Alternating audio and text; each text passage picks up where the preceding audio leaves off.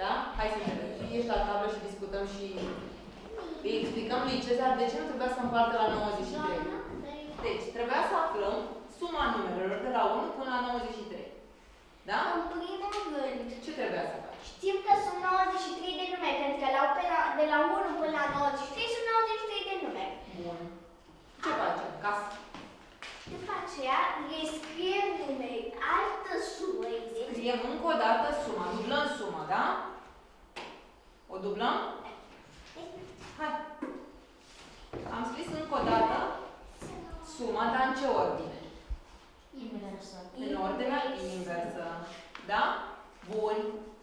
Cum ar fi? Obișnuit. Da? Ce facem? Le grupăm fiecare, adică 1 cu 93, 2 cu 92, 3 cu 91 și obținem aceleași rezultate. Întotdeauna, la fiecare pereche, obținem aceeași Rezultate. sumă, adică că facem adunarea. Care este suma? Aceeași sumă, ai zis. Cât adică? Spun rezultatul? A, 94. 94, da? Păi dai mai bine păsăceată, să vedem. Hai.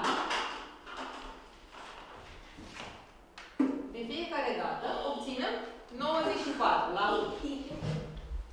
La fiecare pereche obținem suma 94, da? Bun. Cezar, de câte ori apărea 94 aici? De 93 de De ori. 93 de ori. Bun. Dădea Hai, Ioana, scrie. 8742. Da. Bun. Noi avem 94 de 93 de ori. Cum scriem asta?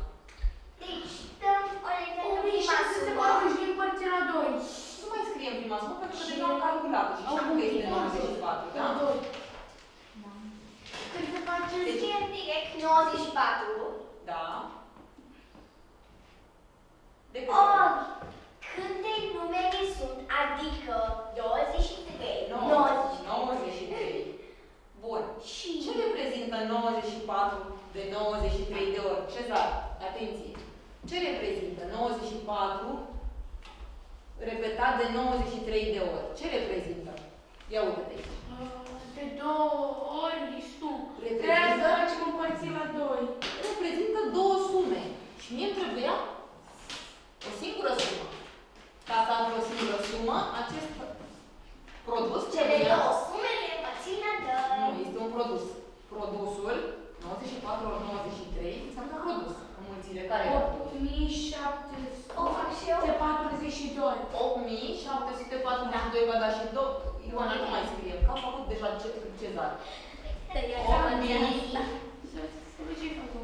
700, hai Gabriela, ajută-o. 1742. 8742.